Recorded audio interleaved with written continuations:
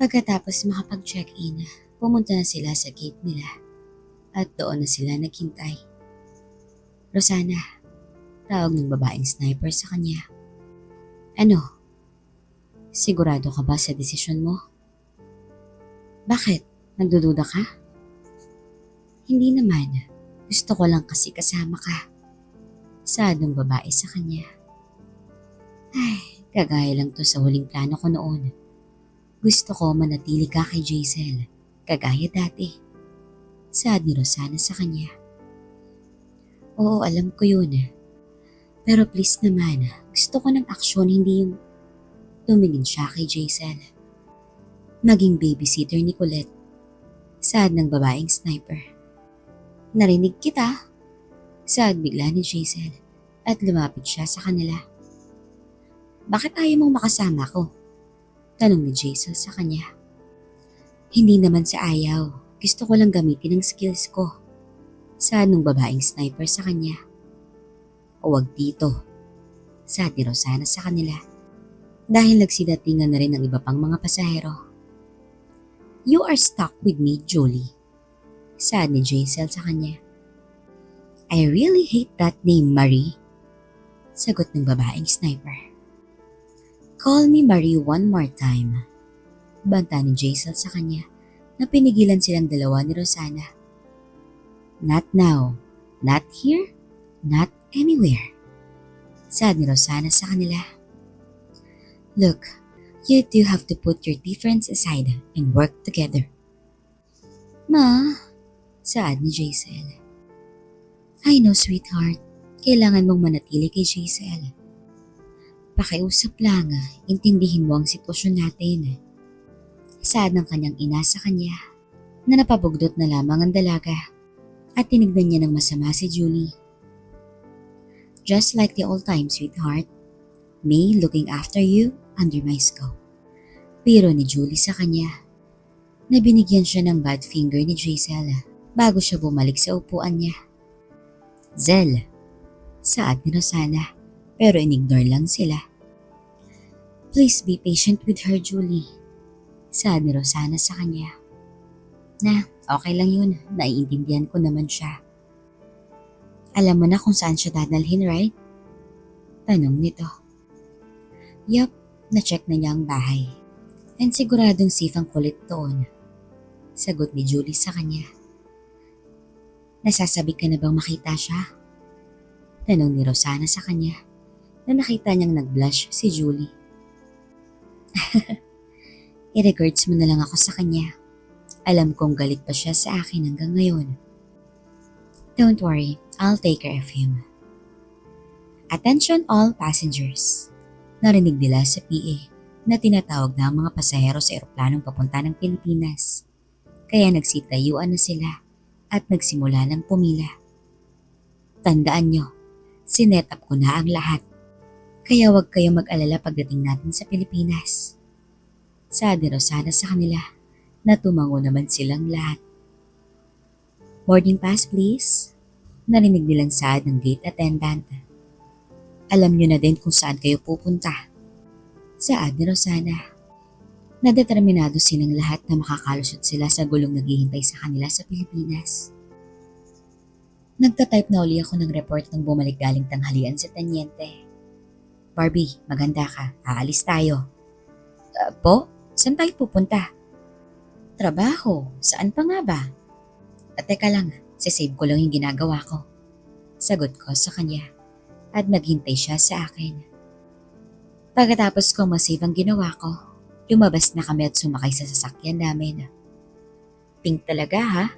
Saad nito nung nilingon niya si Pinky. Ah, sa daddy ko talaga yan. Pinagamit lang niya sa akin. Saad ko sa kanya na umiling lang siya at umalis na kami ng parking lot. Habang nasa daan kami, tumunog ang phone ko. Kaya napalingon ako sa kanya. Ano? Saad nito na nakataas pa ang isang kilay nito. Sorry. Saad ko. Sabay kuha ko sa phone ko sa bulsa at sinagot ito. Dad, napatawag ka. Inform lang kita na doon tayo magdi-dinner mamaya sa bahay ng lolo mo. May okasyon ba? Tanong ko sa kanya na napatingin ako kay Tenyente at nakatingin din pala siya sa akin. Gusto lang ng lolo mo na doon tayo mag-dinner at isa na ring rason siguro ang i-celebrate natin ang first day mo sa trabaho. Ah, sige dad, kita na lang tayo doon. May lakad kami ngayon eh. Saad ko sa kanya. Sorry, sige mamaya. Saad ni daddy at binaba niya na ang call. Daddy ko, doon daw kami maghahaponan sa lolo ko. Saad ko kay Tenyente na hindi niya na ako sinagot at tumingin lang siya sa daan. Inignore niya lang ako kaya tumingin na lang ako sa labas ng bintana. Marami kaming pinuntahan at marami din kaming in-interview buong maghapon. At nung natapos na kami, mag-aalas 6 na nang bumalik kami sa presinto at halatang pagod si Tenyente dahil minamasahe niya ang kanang balikat niya. Napansin niya sigurong nakatingin ako sa kanya. What? Wala Tenyente. Sagot ko sa kanya at naupo na ako sa silya ko. Inspector Reyes, bago ka umuwi dumaan ka na muna sa desk ko para sa ID mo. Saad ng sekretarya ni Hepe. Sige po. Kanina sana pero hindi na lang niya tinuloy dahil tinignan siya ni Tenyente. Later Inspector ha, saad nito. Sige po, sagot ko at umalis na siya. Hindi ka pa pala niya nagawa ng ID? Hindi pa po. Pumunta ka na ngayon tapos umuwi ka na. Tapos na tayo sa araw na to? Tanong ko. Oo, kailangan maaga ka bukas. Wala pang alas 8, kailangan nandito ka na. Understood, Tenyente. Niligpit ko muna ang mga file sa drawer ko bago ko tumayo at humarap sa kanya. Good night, Tenyente. Saad ko sa kanya, sabay saludo ko. Anong ginagawa mo? Sumaludo po. Sagot ko sa kanya na nakita ko naman na nilagay niya sa dibdib niya ang mga braso niya at tinignan ako ng masama. May ginawa po ba akong masama? Let's make this one clear, Inspector Reyes. Umpisa niya. Ayaw na ayaw kong sumasaludo ka sa akin. Bakit naman po? Isa ka sa high-ranking officer ng presinto, kaya nararapat lang nasasaludo ko sa'yo. Tumayo siya at lumapit sa akin na parang magkadikit na ang aming katawan at nagtama ang ilong naming dalawa. Ayaw na ayaw kong may sumasaludo sa akin. Naintindihan mo? Saad nito na napalunok ako ng laway. Opo sir, ma'am, Tenyente. Sagot ko sa kanya at nakatayo lang siyang nakatitig sa mata ko. Narinig kong galing sa kanya at tumalis na siya bitbit ang helmet niya. Nakahinga ako ng maluwag dahil kung dumikit pa siya lalo sa akin, mararamdaman niya ang alaga ko na nakabukol sa pantalon ko. Inspector, tawag sa akin ng sekretary ni Hepe. Nagad kong kinuha naman ang isang folder at tinakip sa harapan ng pantalon ko. Yes, ma'am. Pagkatapos niya akong kunan ng litrato, bukas mo na kunin ang ID mo pagpasok mo rito. Saad nito sa akin. Sige, salamat po. At nagpaalam na ako sa kanya. Napansin ko na wala na rin pala si Hepe sa opisina. Kinuha ko ang phone ko. At nung nakatayo na ako sa labas ni Pinky, Hello, Dad. Tinawagan ko si Daddy. Anak, malapit na kami sa bahay ng lolo mo. Asan ka na? Kalalabas ko lang po ng presinto. Dad, si Sofia po. Saan? Sa bahay ng lolo mo na lang tayo mag-usap niyan. Sige po, Dad. Sagot ko at binaba niya na ang call. Narinig ko ang motor ni Tenyente at bago siya umalis, tumingin na muna siya sa akin habang suot niya ang helmet niya. Kaya nginitian ko siya pero inis naman niya lang ako at umalis na siya. Sumakay na ako kay Pinky at pumunta na ako sa bahay ni Lolo. Apo, natutuwang sinalubong ako ni Lolo Rudy nung pinarada ko na si Pinky sa labas ng gate nila. Lo, nagmano ako sa kanya at niyakap naman niya ako. Ano, kamusta ang unang araw mo?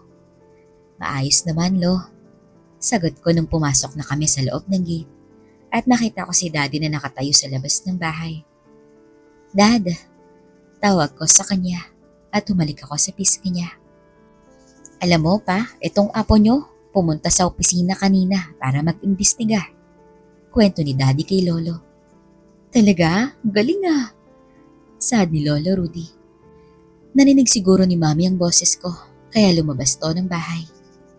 Mama, tawag ko sa kanya at niyakap ko siya at tumalik na rin ako sa pisngi niya. Ang sabi niya sa akin. Mami, saad ko. Nanginitian niya ako at kinapa ang dibdib ko. What? Hindi mo sinuot ang binigay ko sa'yo. Sisikip ang uniform ko kung susuotin ko pa yun. Rason ko sa kanya. Dapat sinuot mo yun. I don't care kung magmukha kang Bruce ko. Saad nito na napailing lang si Daddy. Babe, tulungan mo nga ako sa kusina. Sige babe. Sagot ni Daddy. At sinundot pa ako ni Mami sa pisngi bago siya bumalik sa loob ng bahay. Nakasunod niya si Daddy. Hayaan mo na ang Mami mo. Halika po, paupo ka. Yaya ni Lolo sa akin. Kaya naupo kami sa bench sa labas ng bahay. Yung naka-assign na pulis sa'yo, mabuti ba? Mabuti naman po. Saad ko, sabay tingin ko sa loob ng bahay. Lo, may sasabihin ako sa inyo. Pero huwag niyong ipagsasabi sa iba ha, lalo na kay Daddy. Sige, pangako ko. Saad ni Lolo sa akin. Yung partner ko kasi ngayon, Lo. Panimula ko. Ano? Tanong nito na muli akong tumingin sa loob ng bahay bago sinabing, yun po yung babaeng naka one night stand ko. Saad ko sa kanya na nakita ko na napanganga siya. Tumayo siya at tumingin sa loob ng bahay at muling umupo sa tabi ko at tumingin sa gate. Lo? Nagtaka ko sa inasal niya dahil parang tulala lang siyang nakatingin sa gate. Lo? Tawag ko uli sa kanya. Huminga siya ng malalim bago siya humarap sa akin at pinatong niya ang kanang kamay sa balikat ko. Apo, saan nito? Po? Kailangan mo ang isuot yung bulletproof vest na binigay ng mami mo. Saad niya sa akin. Seryoso ka ba? Gulat niyang tanong. Lo, boses niyo po. Ay, sorry. Seryoso ka ba? Mahinang tanong niya sa akin. Opo. Natawa na lang siya bigla. Lolo naman hindi nakakatawa ang sitwasyon ko. Pasensya na po. Saad nito habang tawa siya ng tawa. Tenyente po siya. Saad ko na biglang natahimik si Lolo. Isuot mo yung vest bukas. Saad niya sa akin. Lo, yung hepe ko kasi naikwento niya sa akin na magkasama daw kay dati sa isang presinto sa Malabon. Anong pangalan niya? Chief Inspector Minerva Mangubat po. Sagot ko. Na biglang natahimik na lang si Lolo at napatingin sa lupa. Lo? Minerva ba ka mo? Opo. Sagot ko na tumayo si Lolo at tumingin sa loob ng bahay. Ken, kahit anong mangyari, wag na wag mong sasabihin kahit kanino kung sino ang hepe mo. Saad niya bigla sa akin. Bakit naman, Lo? Natutuwa nga siya nung nalaman niyang apo niyo ko. Ganun ba? Nakangiting tanong ni Lolo sa akin. Bakit ayaw niyong ipagsabi ko kina Daddy kung sino ang hepe ko? Tanong ko sa kanya na huminga siya ng malalim at sinabing, hindi na muna ngayon, apo. Tara na sa loob, magapunan na tayo. Yaya niya sa akin. Sige po. Sagot ko sa kanya at sabay na kaming pumasok sa loob ng bahay. Napakamot na lang ako sa ulo ko dahil sa inasal ni Lolo. At pagdating namin sa kusina, kita kong nakatingin siya kay Lola Aida. Anak, dito ka na. Tawag ni Daddy sa akin at naupo ako sa tabi niya. At gaya ng dati, si Mami nang naglagay ng pagkain kay Daddy. Habang kumuha na rin ako ng pagkain at naghapunan na kami. Pagkatapos namin kumain, tumambay na muna kami sa labas ni na Daddy at Lolo Rudy. Dad, Ay, alam ko, Ken. O bakit? Ano na naman bang problema nyo? Tanong ni Lolo sa amin. Wala pa. Si Sofia kasi nasa opisina na ngayon, nagtatrabaho. Balita ni Daddy kay Lolo. Oh, nandun na siya sa opisina nyo? Oo, sagot ni Daddy. Dad, alam niyo naman ang nararamdaman ko sa kanya, di ba? Alam ko, anak. Pero hindi kita basta-basta lang bibigyan ng permisong lapitan siya. Dahil she is not under me.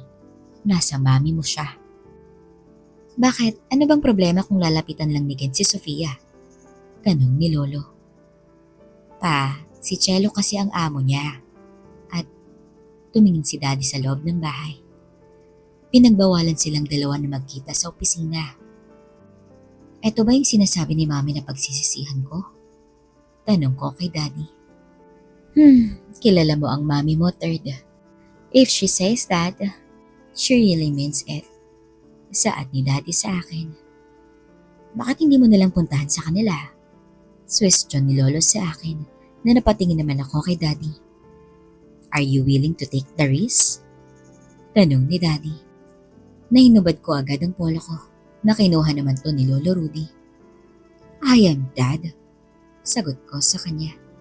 Then go. Sige na apo. Saad ni Lolo. Kami na ang bahala rito. Saad ni Daddy sa akin. Kaya natutuwa akong lumabas ng gate at sumakay kay Pinky. 20 minutes lang ang layo ng bahay ni na Sofia sa bahay kina Lolo Rudy. At pagdating ko sa lugar nila, nakita ko ang kotse ni Tito Wilbert na nakaparada sa labas ng bahay nila. Niliko ko si Pinky sa kabilang kanto at pinarada ko to sa likuran ng bahay nila. Maya-maya ay lumabas na ako at dumikit sa pader ng backyard nila. Naririnig ko sa loob ng backyard ang boses nila. Kaya sinilip ko sila sa maliit na butas at nakita ko silang pamilya na nagkukwentuhan. Sofia, mahinig saad ko sa kanya nung nakita ko siyang katabi ni Tito Wilbert na may kinukwento siya at umiinom naman ng kape ang daddy niya. Paano kaya to? Ani ko sa aking sarili nang biglang pumasok sa eksena ang lola niya. Tara na sa loob, nakahain ng pagkain. Saad ng lola niya, kaya ang ginawa ko, kinatok ko ang pader nila na napalangon silang lahat sa direksyon ng ingay. Ano yun? Tanong ni Tito Wilbert. Sino yan? Tanong naman ni Tita Denise. Teka, titignan ko. Saad ni Tito, na napansin ko naman na pinigilan siya ni Sofia. Wala yun, Dad. Pumasok na tayo sa loob para magkapunan. Saad ni Sofia sa kanila. Narinig ko kasing may kumatok sa pader natin eh. Ako rin narinig ko. Sagot din ni Tita Denise. Wala yun. Alam niyo namang matanda ng bahay na to. Saad ni Sofia sa kanila. O siya, tara na sa loob at baka lumamig pa yung pagkain. Saad ni Lola. Kaya inignore na lang nila ang pagkatok ko. At sunod-sunod na silang pumasok sa loob ng bahay. Teka muna ma, may tatawagan lang ako sandali. Saad ni Sofia sa kanila. At nung siya na lang ang mag-isa sa backyard, agad siyang tumakbo sa pader nila at tumarap sa pintuan ng bahay. Ken? Saad nito. Sofia, naalala mo pa pala ang signal natin. Saad ko sa kanya na dinikit niya ang kamay niya sa pader at ganun din ang ginawa ko. Gusto kitang makausap. Saad ko sa kanya. Huwag dito, papagalitan ako ni na Mami at Daddy. Sa ano na lang, sa dating clubhouse natin, hihintayin kita doon. Saad ko sa kanya. Ken, please Sofia, I really miss you, please. Hintayin kita doon. Hindi ko alam, Ken. Please, kahit sandali lang. Please naman, Sofia. Natahimik siya sandali. Sofia, tawag sa kanya ng kanyang ina. Nandiyan na. Hintayin mo ako doon. Saad nito, sabay lakad niya papasok ng bahay. Sumakay na ako kay Pinky at pumunta na sa dating clubhouse namin noon nung high school pa lang kami, na ngayon ay inabandona na. Pinarada ko si Pinky sa parking lot sa likod ng gusali at doon na naghintay kay Sofia. Naghintay ako ng 2 oras sa kanya at panay ang tingin ko sa daanan papasok ng clubhouse. Hanggang sa inisip ko na baka hindi na siya darating. Kaya babalik na sana ako kay Pinky. Nang may ilaw na biglang suminag sa harapan ng gusali. Nagtago ako sa gilid at sumilip ako para tingnan kung sino. Nakita ko ang isang kotseng pumarada sa harap at pinatay nito ang ilaw. At sa sinag ng ilaw ng poste sa tabi nito, nakita kong lumabas ng kotse si Sofia. Lumabas ako sa gilid ng gusali at nakita niya ako. Sofia, tawag ko sa kanya at dahan-dahan na siyang lumapit sa akin. At ilang sandali lang, magkaharap na kaming dalawa. Hi, saad ko sa kanya na nagkahiyaan pa kaming dalawa. Ken, kamusta ka na? Okay lang ako, ikaw? Tanong ko sa kanya na hindi ko maialis ang ngiti ko sa mukha ko. Nagpulis ka nga talaga. Oo, sagot ko na lumingon siya sa paligid at tumingin siya sa akin. Sophie, bigla na lang niya akong niyakap at narinig kong umiyak siya. Miss na kita, Ken. Saad nito na niyakap ko siya ng mahigpit. Oh babe, saad ko. Nung bumitaw siya, pinahiran ko agad ang luha niya at nakita kong hinitian niya ako. Matagal kitang hinintay.